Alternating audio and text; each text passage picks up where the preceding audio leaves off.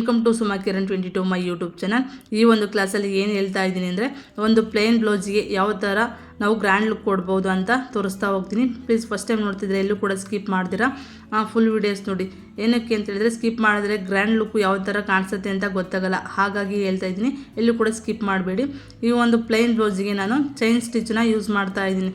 But ಇದು ಬಂದು chain lace work ಅಂತ ಕೇಳ್ತಾರೆ, ಕೊಡ್ತಾರೆ. ಎಲ್ಲ ಸ್ಟೋರ್ಗಳಲ್ಲೂ ಅವೈಲೇಬಲ್ ಇರುತ್ತೆ. ಇದರಲ್ಲಿ ಡಿಫ್ರೆಂಟ್ ಆಫ್ ಕಲರು ಕೂಡ ಸಿಗುತ್ತೆ. ನಮಗೆ ಯಾವುದು ಕಲರು ನಮಗೆ ಕಾಂಬಿನೇಷನ್ ಚೆನ್ನಾಗಿರುತ್ತೋ ಅದು ನೋಡ್ಕೊಂಡ್ಬಿಟ್ಟು ನಾವು ತೊಗೋಬೇಕು. ಇದು ನೋಡಿ, ನಾನು ಬಂದುಬಿಟ್ಟು ಸೊ ಈ ಒಂದು ಬ್ಲೌಸಿಗೆ ಕುಂಭ ಶೇಪನ್ನ ಇಟ್ಟಿದ್ದೀನಿ. ಹಿಂದೆ ಬ್ಯಾಕ್ ಡಿಸೈನ್ ಬಂದುಬಿಟ್ಟು ಕುಂಭ ಶೇಪು. ಇದಕ್ಕೆ ಲೇಸ್ ಹಾಕ್ತಾ ಇದ್ದೀನಿ.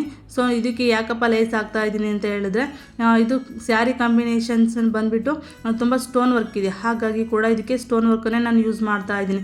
ಇಲ್ಲಾಂದರೆ ಇದಕ್ಕೆ ಮಿಷಿನ್ ಎಂಬ್ರಾಯ್ಡರಿ ಕೂಡ ಅಥವಾ ಹ್ಯಾಂಡ್ ಎಂಬ್ರಾಯ್ಡರಿ ಮಾಡ್ಬೋದಾಗಿತ್ತು. ಬಟ್ ಕಾಂಬಿನೇಷನ್ಸ್ ಡಿಫ್ರೆಂಟ್ ಆಗಬಾರ್ದು, ಹೈ ಲುಕ್ ಕಾಣಬೇಕು ಅಂತ ಹೇಳಿದರೆ ಸ್ಯಾರಿ ಮತ್ತು ಬ್ಲೌಸು ಕೂಡ ಒಂದೇ ರೀತಿ ಕಾಂಬಿನೇಷನ್ ಇರಬೇಕು, ಹಾಗಾಗಿ ಸ್ಟೋನನ್ನೇ ಯೂಸ್ ಮಾಡ್ತಾ ಇದ್ದೀನಿ. ನೀವು ನೋಡ್ತಾ ಇರ್ಬೋದು ಇಲ್ಲಿ ಯಾವ ಥರ ಕಾಣಿಸ್ತಾ ಇದೆ ಅಂತ ಹೇಳ್ಬಿಟ್ಟು. ಸೊ ಇದು ಫಿನಿಶಿಂಗ್ ಆಗಿಲ್ಲ. ಲಾಸ್ಟ್ ಫಿನಿಶಿಂಗ್ ಯಾವ ಥರ ಇರುತ್ತೆ ಅಂತ ನೋಡಬೇಕು ಅಂದರೆ ಸ್ಕಿಪ್ ಮಾಡಬೇಡಿ, ಓಕೆನಾ. ಇಲ್ಲಿ ನೋಡ್ತಾ ಇರ್ಬೋದು, ಇದು ಸ್ವಲ್ಪ ಕುಂಭ ಶೇಪ್ ಇಟ್ಟಿರೋದ್ರಿಂದ ಇಲ್ಲಿ ಆರ್ಚಿವಿದೆ. ಹಿಂದೆ ಕಟ್ಟೋದನ್ನು ನಾನು ಹಿಂದೆ ಗೊಂಚಲನ್ನು ಯೂಸ್ ಮಾಡಿದ್ದೀನಿ, ಅದು ಫಸ್ಟಿಗೆ ಕಟ್ಟಿದ್ದೀನಿ. ಹಾಗಾಗಿ ಇಲ್ಲಿ ಸ್ವಲ್ಪ ನಮಗೆ ಪ್ರಾಬ್ಲಮ್ ಅನಿಸುತ್ತೆ. ನಾವು ನೋಡಿಕೊಂಡು ಸ್ಟಿಚ್ ಮಾಡಬೇಕು. ನಾವು ಬೇಗ ಸ್ಟಿಚ್ ಮಾಡಬೇಕು. ಮಾಡೋಕ್ಕೋದ್ರೆ ಏನಾಗುತ್ತೆ ಅಂತ ಹೇಳಿದರೆ, ಇದು ಚೈನ್ ಸ್ಟಿಚ್ ಎಲ್ಲಾದರೂ ನೀಡಲ್ಸ್ಗೆ ಸಿಗಾಕೊಂಡ್ರೆ ನೀಡಲ್ಸ್ ಕಟ್ ಆಗೋ ಚಾನ್ಸಸ್ ಇರುತ್ತೆ. ಹಾಗಾಗಿ ಸ್ವಲ್ಪ ನೋಡಿಕೊಂಡು ನಾವು ವರ್ಕ್ ಮಾಡಬೇಕಾಗತ್ತೆ ಈ ಒಂದು ಲೇಸ್ ಯೂಸ್ ಮಾಡುವಾಗ. ಸೊ ನೋಡ್ತಾ ಇರ್ಬೋದು, ಇಲ್ಲಿ ಸ್ವಲ್ಪ ಆರ್ಚಿವಿದೆ. ಸ್ವಲ್ಪ ಅಲ್ಲಿ ಕಷ್ಟ ಅನಿಸುತ್ತೆ ನಮಗೆ ಹಾಕಬೇಕಾದ್ರೆ. ಲೇಸು ಕೂಡ ಇದೆ, ಹಾಗಾಗಿ ಸ್ವಲ್ಪ ಅಲ್ಲಿ ದಪ್ಪ ಅನಿಸುತ್ತೆ ಬಟ್ಟೆ ಬಂದುಬಿಟ್ಟು. ಹಾಗಾಗಿ ಫಸ್ಟಿಗೆ ಒಂದು ಸೈಡನ್ನೇ ನಾವು ಒಂದು ಹೊಲಿಗೆ ಹಾಕ್ತಾ ಹೋಗಬೇಕು. ಇದು ಬಂದುಬಿಟ್ಟು ಡಬಲ್ ಸೈಡ್ ಹೊಲಿಗೆ ಹಾಕಬೇಕು. ಸೊ ಅದನ್ನು ಯಾವ ಥರ ಅಂತ ತೋರಿಸ್ತೀನಿ. ಹಾಗೆಯೇ ಫ್ರಂಟಲ್ಲಿ ನಾನು ಒಂದೇ ಸೈಡ್, ನಾನು ಯಾವುದೇ ಬ್ಲೌಸು ಸ್ಟಿಚ್ ಮಾಡಿದ್ರೂ ಕೂಡ ಒಂದೇ ಸೈಡ್ ನಾನು ಫ್ರಂಟಲ್ಲಿ ಡಿಸೈನ್ ವರ್ಕ್ ಮಾಡ್ತೀನಿ.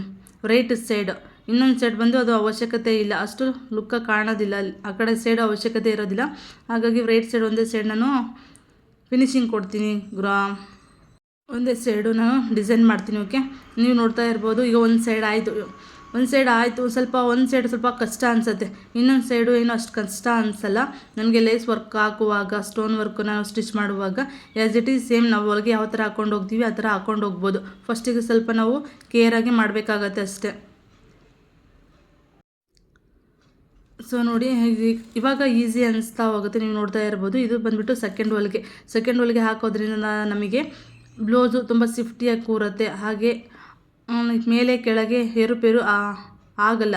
ವರ್ಕ್ ಬಂದುಬಿಟ್ಟು ನಾವು ಯಾವುದೇ ಲೇಸನ್ನು ಹಾಕಿದ್ರೂ ಕೂಡ ಒಂದು ಸೈಡ್ ಹಾಕಬಾರ್ದು, ಎರಡು ಸೈಡ್ ಹೊಲಿಗೆ ಹಾಕೋದ್ರಿಂದ ಅದು ಸಿಫ್ಟಿಯಾಗಿ ಕೂರುತ್ತೆ.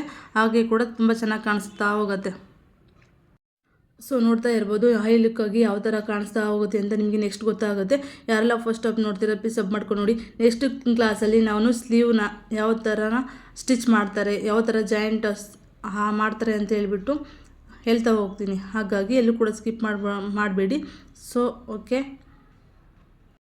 ನೋಡ್ತಾ ಇರ್ಬೋದು. ನೆಕ್ಸ್ಟು ಇದು ಬಂದು ಇಷ್ಟು ಫಿನಿಶಿಂಗ್ ಆಗುತ್ತೆ. ನೋಡಿ, ಇದು ಬಂದುಬಿಟ್ಟು ಫಿನಿಶಿಂಗ್ ಲುಕ್, ಇದು ಫೈನಲ್ ಲುಕ್ ಅಂತ ಹೇಳ್ಬೋದು. ಯಾವ ಥರ ಕಾಣಿಸುತ್ತೆ, ಸಿಫ್ಟಿಯಾಗಿ ಹೈ ಲುಕ್ಕಾಗಿ ಗ್ರ್ಯಾಂಡಾಗಿದೆ. ಇದಕ್ಕೂ ಲೇಸು ಕೂಡ ಹಾಕಿದ್ದೀನಿ. ನೆಕ್ಸ್ಟ್ ಕ್ಲಾಸಲ್ಲಿ ಸ್ಲೀವ್ ಯಾವ ಥರ ಅಟ್ಯಾಚ್ ಮಾಡೋದಂತ ಹೇಳ್ತೀನಿ. ವಾಚ್.